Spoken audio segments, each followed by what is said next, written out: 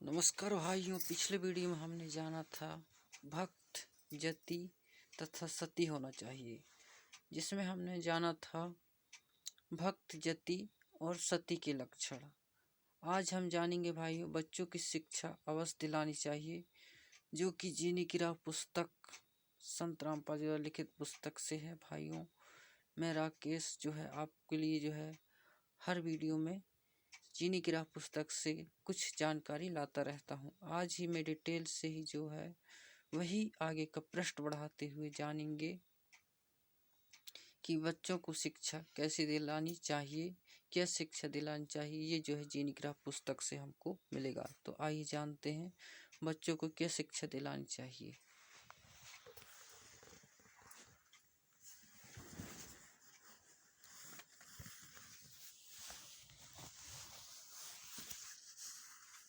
ये पुस्तक को आप भाइयों जो है घर बैठे निःशुल्क मंगवा सकते हैं और ये नाम, पता, एड्रेस दिया हुआ है।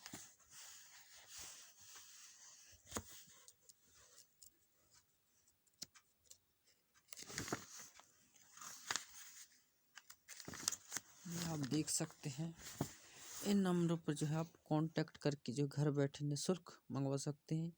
यदि आप संत रामपाल जी महाराज जी का सत्संग देखना चाहते हैं तो इन टीवी चैनलों पर जो है ये टाइम टेबल दिए हुए हैं, आप देख सकते हैं। इन पे जो है इन चैनलों पर आप संत रामपाल जी महाराज जी का सत्संग घर बैठे देख सकते हैं इन टाइम में भाई। तो आइए जानते हैं कि बच्चों को शिक्षा दिलानी चाहिए जीने की राह पुस्तक से। लेके चलते हैं 152 पृष्ठ पर। ये तो हमको भाइयों शिक्षा ऐसे दिलानी चाहिए, तो ऐसा दिया है, ये देख सकते हैं आप। अच्छे से दिखाना चाहूँगा।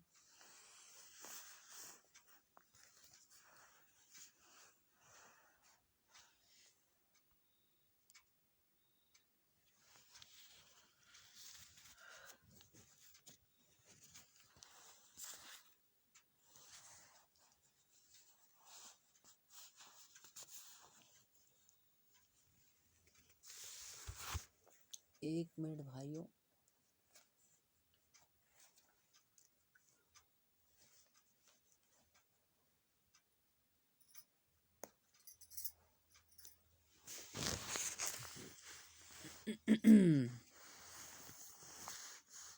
तो बच्चों को शिक्षा अवश्य दिलानी चाहिए। ये जो है ऐसा है भाइयों, पृष्ठ इसका, कबीर मात पिता सो शत्रु हैं। कबीर जी की वाणी है। मात पिता सो शत्रु हैं, बाल पढ़ावे नाही। हंसन में बगुला यथा, तथा अनपढ़ सो पंडित माही।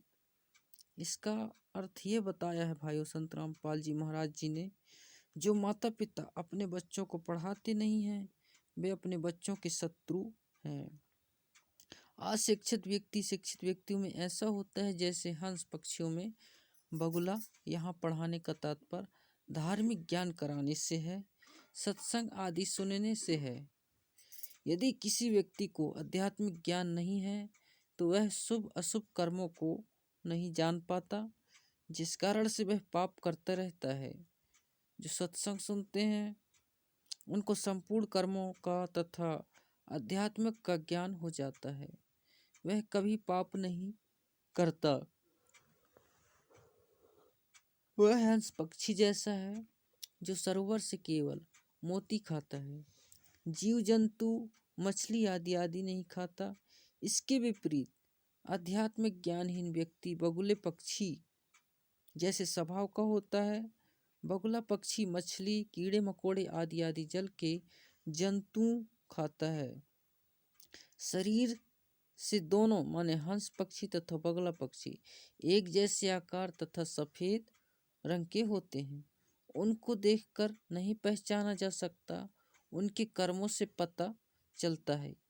इसी प्रकार तत्व ज्ञान युक्त व्यक्ति शुभ कर्मों से तथा तत्व ज्ञानहीन व्यक्ति अशुभ कर्मों से पहचाना जाता है।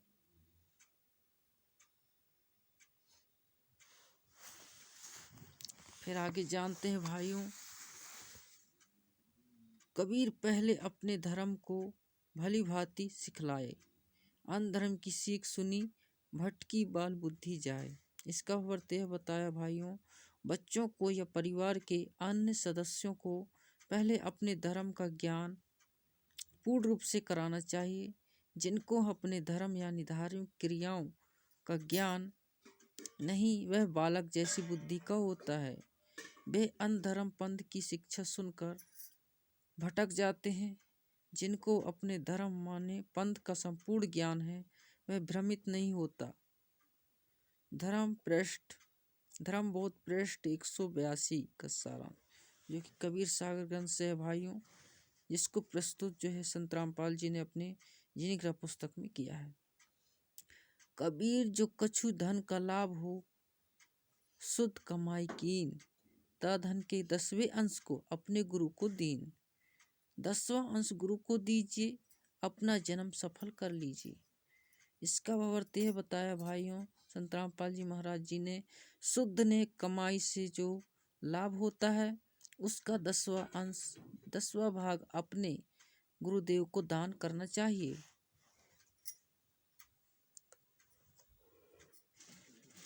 फिर आगे है भाइयों, कबीर जे गुरु निकट निवास करे, तो सेवा करने ते, जो कछु दूर बसे पल पल ध्यान से हित।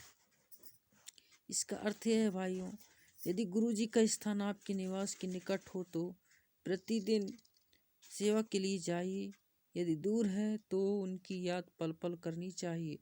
इससे साधक का हित होता है, यानी लाभ प्राप्त होता है।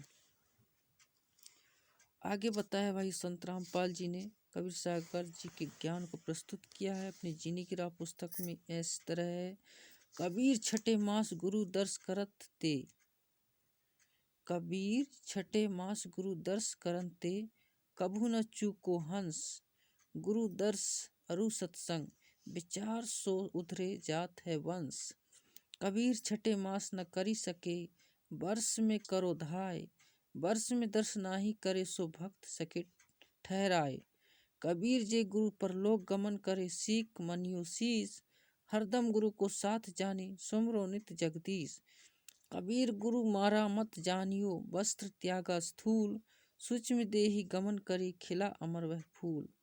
कबीर सतलोक में बैठी कर, गुरु निरखे तोहे, गुरु तजना और मानियो, अध्यात्म में हानि होए। कबीर गुरु की शिष्य की, जगदीश करे सहाय, नाम जपे अरु दान धर्म में कभू न अलसाए। कबीर जैसे रवि आकाश से सबके साथ रहाए, उषड़ता अरु प्रकाश को दुरही ते पहुँचाए।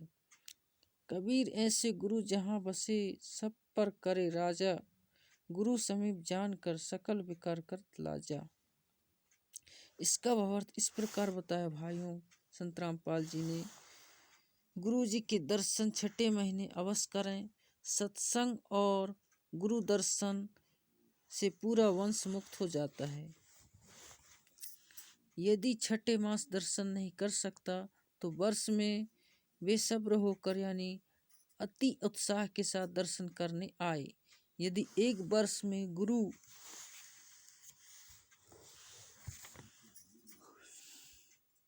दर्शन नहीं करता तो वह शिष्य भक्तिहीन माना जाता है। यदि गुरु जी सतलोक चले गए तो उनकी शिक्षा को आधार मानकर अपना धर्म कर्म करते रहिए। अपने गुरुदेव को पल पल अपने साथ समझकर परमेश्वर का भजन करो। जो गुरु जी ने दीक्षा मंत्र दिए हैं उनका जाप करते रहो। गुरु जी को मरा नहीं समझें, यह तो स्थूल शरीर त्यागा है। जैसे वस्त्र उत्तर दिए जाते हैं, शरीर तो सुरक्षित रहता है, इसी प्रकार स्थूल शरीर रूपी वस्त्र त्यागा है। नूरी शरीर से सतलोक चले गए हैं, वहाँ पर अमृतत्व प्राप्त कर लिया है, आपका इंतजार कर रहे हैं। आप जी को भी तो जाना है, बिना मरे मेरे स्थूल शरीर त्यागें, सतलोक जाया नहीं जा सकता। यह तो शिष्यों को भी त्यागना है। फिर गुरु जी के शरीर त्यागने का शौक न करके उनके द्वारा बताई गई साधना का तथा मर्यादा का पालन करते हुए अपना जीवन सफल बनाएं। गुरुदेव सतलोक में बैठकर आपको देख रहा होता है। गुरुजी के संसार छोड़कर जाने के पश्चात अन्न को गुरु रूप में नहीं देखना, नहीं तो भक्ति की हानि हो जाएगी। गुरुजी के उपदेशी शिष्य की परमेश्वर सहायता करता है। शिष्य को गुरु जी के बताए नाम जाप तथा दान धर्म करने में कभी आलस नहीं करना चाहिए। जैसे सूर्य दूर आकाश से सबको उछाड़ता तथा प्रकाश प्रदान करता है, सबको अपने साथ दिखाई देता है, इसी प्रकार गुरु जी कहीं पर भी बैठा है, वहीं से अपने भक्तों पर कृपा करता है। गुरु जी के समीप तथा दृष्टा जानकर सब विषय विकारें को करने में शर्म करके परहेज करें।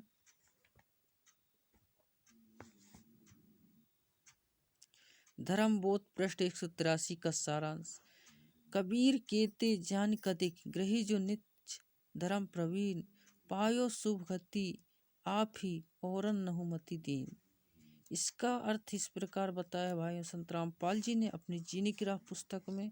राजा जनक जैसी गृहस्थी अपने धर्म के विद्वान थे, यानी मानव कर्म के ज्ञानी थे, जिस कारण से स्वयं भी शुभ गति प्राप्त की, यानी स्वर्ग प्राप्त किया तथा औरों को भी स्वर्ग प्राप्ति का मार्ग बताया।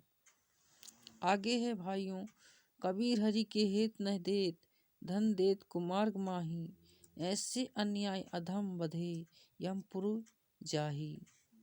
इसका अर्थ ऐसा है, जो व्यक्ति धर्म नहीं करते और पैसे का गलत प्रयोग करते हैं, शराब पीते हैं, मांस खाते हैं, तंबाकू सेवन करते हैं या व्यर्थ के दिखावे में खर्च करते हैं, ऐसे अन्याय नीच यमलोक यानी नरक लोक में बांध कर ले जाए जाते हैं। भक्त व्यवहार कैसा हो, भक्त का व्यवहार कैसा होना चाहिए, कबीर जी ने हमको बताया है। निज धन के भागी जेते सगे बंधु परिवार, जैसा जाको भाग है दीजे धर्म संहार।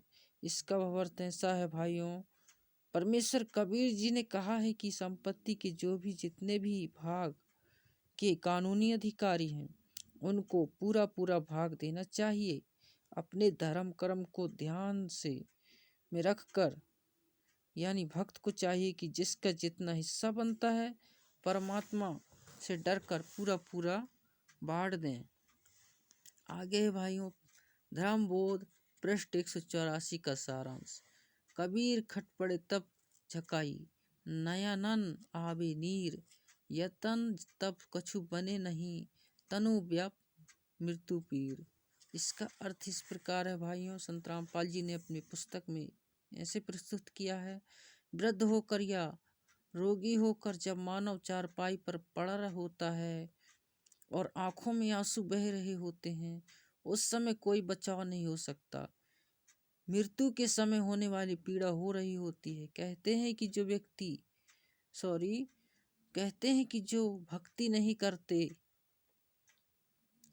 उनका अंत समय महाकष्टदायक होता है। उसके प्राण सरलता से नहीं निकलते, उसको इतनी पीड़ा होती है जैसे 1,00,000 भिक्षुओं ने डंक लगा दिया हो।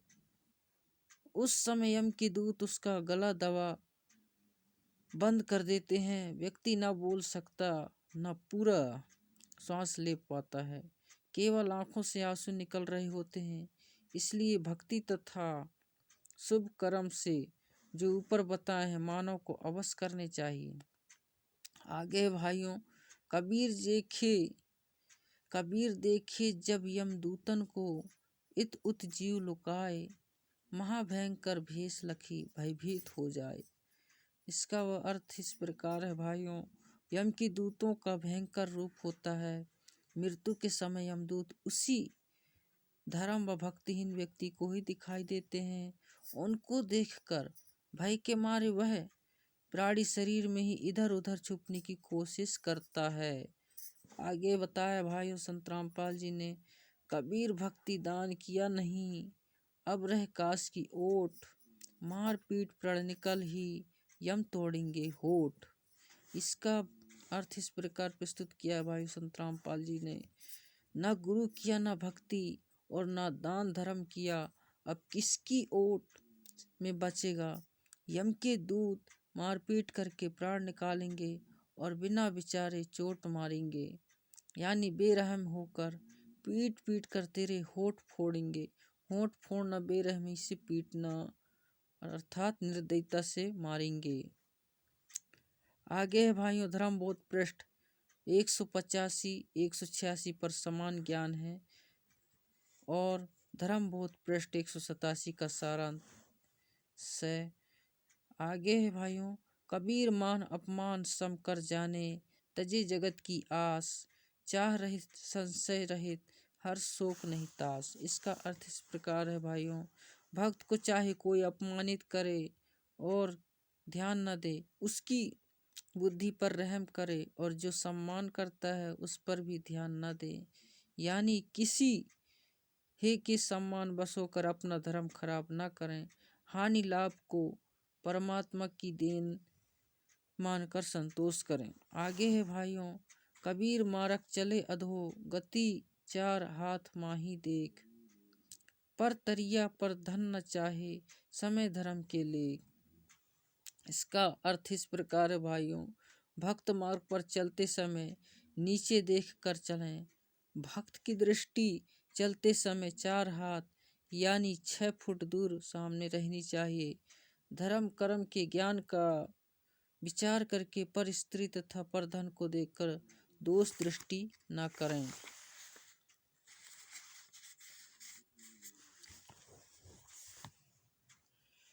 कबीर पात्र कुपात्र विचार कर, भिक्षा दान जो लेत, नीच अकर्मी सुम का दान महादुख देत। आगे इसका अर्थ बताया भाई संत रामपाल जी महाराज जी ने। संत यानी गुरु को अपने शिष्य के अतिरिक्त दान भिक्षा नहीं लेनी चाहिए। कुकर्मी तथा अधर्मी का धन बहुत दुखी करता है। पृष्ठ 188 पर समान ज्ञान है इस प्रकार भाइयों।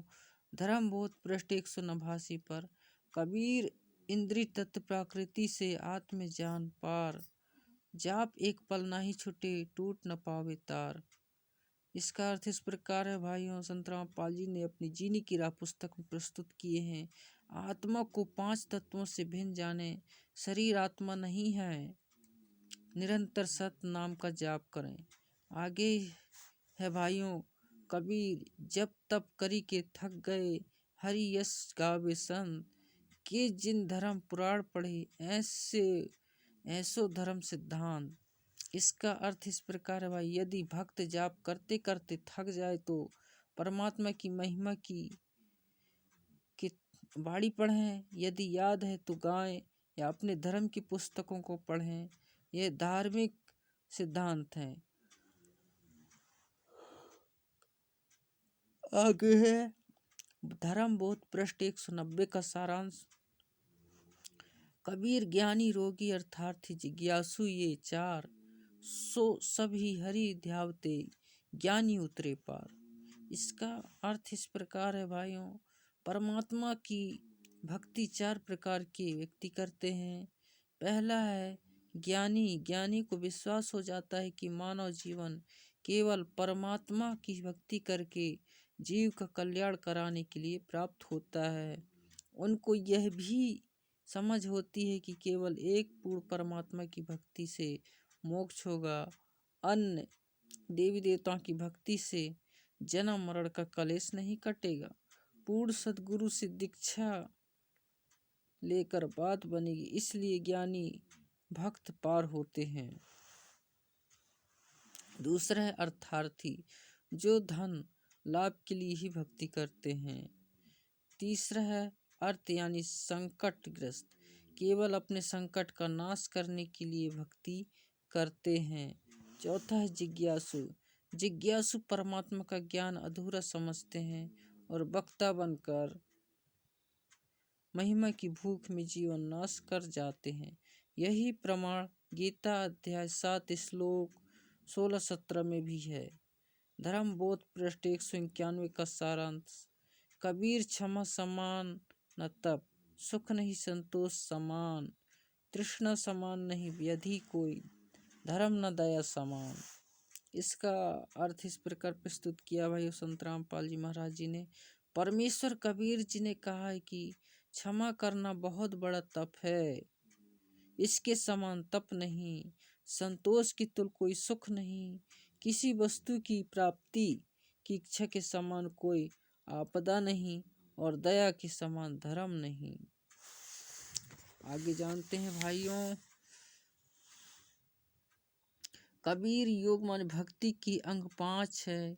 संयम मनन एकांत, विषय त्यागना, नाम रटन, होय मोक्ष निश्चिंत। इसका अर्थ इस प्रकार प्रस्तुत किया भाई संत रामपाल जी महाराज जी ने अपनी जीनी की राह पुस्तक में। भक्ति के 4 आवश्यक पहलू हैं। संयम यानी प्रत्येक कार्य में संयम बरतना चाहिए। धन संग्रह करने में, बोलने में, खाने पीने में, विषय भोगों में संयम रखें। यानी भक्त को कम बोलना चाहिए, विषय विकारों का त्याग करना चाहिए, परमात्मा का भजन तथा परमात्मा की वाणी प्रवचनों का मनन करना अनिवार्य है। ऐसे साधना तथा मर्यादा पालन करने से मोक्ष निश्चित प्राप्त होता है।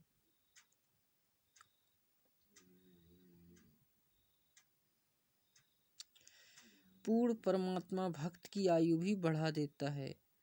ऋग्वेद मंडल 10 सूक्त 161 मंत्र 2 में कहा है कि पूर्ण प्रभु अपने भक्त का रोग समाप्त कर देता है। यदि रोगी की आयु शेष नहीं, वह मृत्यु देवता के पास जाने वाला होता, तो भी परमात्मा उसको स्वस्थ करके 7 वर्ष यानी 100 वर्ष तक जीवन दे देता है, उसकी आयु वृद्धि कर देता है। पढ़ें कबीर सागर के अध्याय गरुड़ बोध से प्रमाण। तब तक के लिए भाइयों नमस्कार। वीडियो अच्छा लगे तो लाइक करें, शेयर करें, चैनल को सब्सक्राइब कर लें, ताकि मेरा हर आगे आने वाला वीडियो सबसे पहले आप लोग को दिखाई दे। भाइयों अगली वीडियो में जानेंगे हम अध्याय गरुड़ बोध का सारांश, जो कि इसी जीनी की राह पुस्तक से जो है आपको प्रस्तुत करके जो है जानकारी दूंगा भाइयों। तब तक के लिए नमस्कार।